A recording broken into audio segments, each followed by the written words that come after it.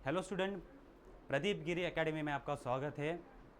आज जो हम शॉर्ट एनालिसिस कर रहे हैं वो है चैप्टर हमारा इलेक्ट्रोस्टैटिक। जनरली ये 5 से 6 मार्क्स के लिए आता है, विथ ऑप्शन ये 7 मार्क्स का चैप्टर है। मीन्स अगर ये आप चैप्टर करते हो तो आपके 7 मार्क्स पक्के हो जाते हैं। और पेपर 2 में जो मैं पढ़ाने वाला था उसका ये पहला चैप्टर है। ऑलरेडी इसके लेक्चर हमारे यूट्यूब पे अपलोडेड है, लेकिन हम इसका शॉर्ट एनालिसिस करने वाले हैं कि इसमें से टॉपिक कौन से हैं और कौन से टॉपिक आते हैं जनरली, वो हम यहाँ डिस्कस करने वाले हैं। तो अब देखो, हमने 11th में बहुत सारे टॉपिक किया। 11th में भी हमारा इलेक्ट्रोस्टैटिक चैप्टर हो चुका था, तो वही चैप्टर थोड़ा सा आगे जा रहा है, थोड़ा सा एनहांस हो रहा है। तो कुछ कंसेप्ट हमने 11th के रिकॉल करने ही पड़ेंगे। तो पहला जो हमारा टॉपिक है दैट इज इलेक्ट्रोस्टैटिक में गॉस लॉ। कौन सा है? Gauss law. तो गॉस लॉ के एप्लीकेशन यहाँ है। यहाँ गॉस लॉ के एप्लीकेशन 3 है: charge, spherical shell, infinitely long straight charge wire and charge infinite plane. तो इन तीनों में से कभी कभी एक क्वेश्चन आपको आता है 12th के लिए, तो ये अच्छे से करके रखना है आपको। तो ये इंपॉर्टेंट टॉपिक है, इसमें से बहुत बार क्वेश्चन पूछा गया है। देन इसके बाद जो टॉपिक हमने कवर किया था दैट इज इलेक्ट्रिक पोटेंशियल और पोटेंशियल एनर्जी। तो इलेक्ट्रिक पोटेंशियल पे 2 मार्क्स का क्वेश्चन आता है, आपको याद रखना है। Relation between electric field and electric potential, ये क्वेश्चन बहुत बार पूछा गया है। या पोटेंशियल ग्रेडियंट के बारे में पूछा गया है 1 मार्क्स का क्वेश्चन। तो देखो, इसमें हम पोटेंशियल एनर्जी के बारे में स्टडी करते हैं। देन कंसेप्ट ऑफ पोटेंशियल क्या होता है, देन पोटेंशियल का कंसेप्ट हमें याद रखना है। डेफिनेशन बहुत बार यूजफुल है। Potential is nothing but a work done per unit charge वाला यहाँ डेफिनेशन आपको याद रखना पड़ता है, या potential energy per unit charge. तो ये पोटेंशियल वाला कंसेप्ट है। Then relation between electric field and electric potential, ये इसके ऊपर क्वेश्चन पूछा गया है। इसके ऊपर क्वेश्चन पूछा गया है। एंड जीरो पोटेंशियल आपको याद रखना है, कभी कभी एमसीक्यू में पूछते कि जीरो पोटेंशियल क्या होता है। या ये हो गया, इसके डेरिवेशन भी हमने अपलोड करके रखे हैं। देन नेक्स्ट है हमारा electric potential due two point charge. अब पोटेंशियल फाइंड आउट करना है किसके वजह से? एक सिंगल चार्ज की वजह से। देन डाइपोल की वजह से। तो डाइपोल आपको पता होना चाहिए, कंसेप्ट 11th का है डाइपोल वाला। Okay, positive negative charge separated by finite distance. तो डाइपोल मूवमेंट, ये सारे कंसेप्ट आपको रिकॉल होने ज़रूरी है। तो डाइपोल की वजह से पोटेंशियल कितना होगा। And then system of charge, बहुत सारे चार्ज होंगे, उनकी वजह से पोटेंशियल कितना होगा, ये हमें कैलकुलेट करना होता है। तो ये 3 टॉपिक है। जनरली इसके ऊपर हमें सम ज़्यादा आते हैं, ओके, क्योंकि इसके ऊपर फॉर्मूला के ऊपर सम पूछे गए हैं। ठीक है, ये टॉपिक ज़्यादातर नहीं आए हैं।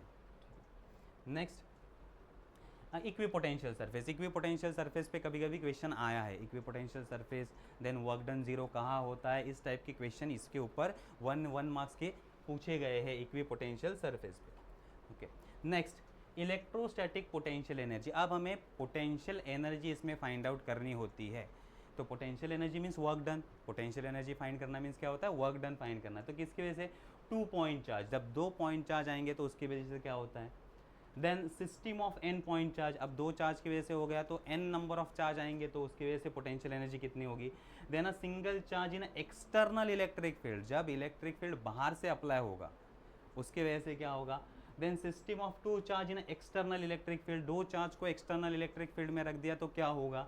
And a dipole in external electric field, dipole को एक्सटर्नल इलेक्ट्रिक फील्ड में रख दिया तो क्या होगा। इसके ऊपर भी ज़्यादा क्वेश्चन नहीं पूछे गए हैं। ठीक है, तो लेकिन ये करना ज़रूरी है, क्योंकि कभी कभी न्यूमेरिकल्स इसके ऊपर आते हैं, तो आपको फॉर्मूला और ये सब याद रखना ज़रूरी है। ठीक है, इसके भी हमने डेरिवेशन अच्छे से किए हैं, आप लेक्चर जाके देख सकते हो। ओके, उसके बाद जो कंसेप्ट आता है दैट इज़ डाइलेक्ट्रिक। इसके ऊपर डिस्टिंग्विश पूछा जाता है कि डाइलेक्ट्रिक मीन्स कंडक्टर, इंसुलेटर और सेमीकंडक्टर। उसमें इंसुलेटर होता है डाइलेक्ट्रिक, डाइलेक्ट्रिक क्या होता है? इंसुलेटर। तो डाइलेक्ट्रिक के 2 टाइप है, एक पोलर डाइलेक्ट्रिक और नॉन पोलर। ये कंसेप्ट केमिस्ट्री में भी आता है, पोलर नॉन पोलर वाला। तो इसमें डिस्टिंग्विश बहुत बार पूछा गया है, distinguish between polar dielectric and non polar dielectric. तो ये क्वेश्चन भी आपको याद रखना है। ठीक है, नेक्स्ट जो कंसेप्ट आता है कि अगर डाइलेक्ट्रिक मीडियम को हम इलेक्ट्रिक फील्ड में रखते हैं तो क्या होता है? उसका पोलराइजेशन होता है। उसका क्या होता है? पोलराइजेशन। तो पोलराइजेशन क्या होता है, ये डेफिनेशन आपको याद रखना है। ठीक है, so polarization of polar and non polar dielectric. Okay, और उसको जब हम इलेक्ट्रिक फील्ड में रखते हैं तो उसके अंदर इलेक्ट्रिक फील्ड कैसे रिड्यूस होता है, ये भी एक कंसेप्ट है। नेक्स्ट, हाँ, प्रिंसिपल, ये सबसे इंपॉर्टेंट टॉपिक है कैपेसिटर। कैपेसिटर के ऊपर बहुत सारे क्वेश्चन आप देखोगे तो मोस्ट ऑफ इलेक्ट्रोस्टैटिक के क्वेश्चन कैपेसिटर पे आएंगे। तो कैपेसिटर आपका सबसे इम्पॉर्टेंट टॉपिक है मोस्ट। इस चैप्टर में अगर पहले कौन सा टॉपिक मीन्स ज़्यादा से ज़्यादा स्टडी करने वाला टॉपिक कौन सा है? कैपेसिटर। कैपेसिटर का प्रिंसिपल पूछा गया है, कैपेसिटर का प्रिंसिपल आपको पूछा गया है। Next combination of capacitor means series और पैरेलल कॉम्बिनेशन, जैसे हमने रेजिस्टर के सीरीज और पैरेलल कॉम्बिनेशन स्टडी किए थे, सिमिलरली यहाँ भी हमें सीरीज और पैरेलल कॉम्बिनेशन है, सिर्फ फॉर्मूला उल्टा हो जाता है रेजिस्टर के लिए, ठीक है। पैरेलल के लिए और सीरीज का फॉर्मूला क्या हो जाता है? उल्टा हो जाता है। देखो सीरीज के लिए यहाँ 1/CS is equal to 1/C1 plus C2 plus C3। Similarly parallel के लिए डायरेक्टली एडिशन होता है, तो रेजिस्टर के जो फॉर्मूले उसके उल्टा यहाँ वर्क होता है, ये याद रखना। तो कैपेसिटर, सीरीज और parallel combination. Then capacitance of parallel plate capacitor. अब जब पैरेलल प्लेट कैपेसिटर है तो उसकी कैपेसिटी कितनी होगी या उसका कैपेसिटेंस कितना होगा, वो इसके ऊपर भी क्वेश्चन पूछा गया है। एक तो विदाउट डाइलेक्ट्रिक, जब हम प्लेट के अंदर मीडियम नहीं रखते और जब प्लेट के अंदर डाइलेक्ट्रिक मीडियम रखते हैं तो कैपेसिटी कितना होगा, इसके ऊपर क्वेश्चन पूछा गया है। तो ये भी अच्छे से करना है। और सबसे ज़्यादा पूछा जाने वाला question, energy store in a capacitor. Capacitor के अंदर कितनी एनर्जी स्टोर होती है उसका फॉर्मूला पूछा जाता है। तो energy store in a capacitor is a most IMP topic, ये याद रखना है। एंड देन लास्ट जो टॉपिक है that is Van de Graaff generator. Van de Graaff generator का डायग्राम भी बहुत बार पूछा जाता है। तो डायग्राम अगर आप अच्छे से करते हो तो आपको कंस्ट्रक्शन और वर्किंग लिखने में कोई दिक्कत नहीं आता।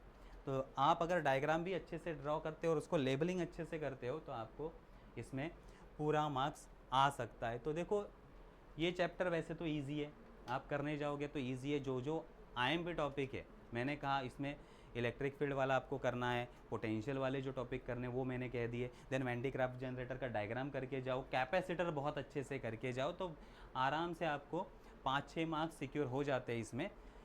तो ये था हमारा पहला चैप्टर इलेक्ट्रोस्टैटिक का एनालिसिस।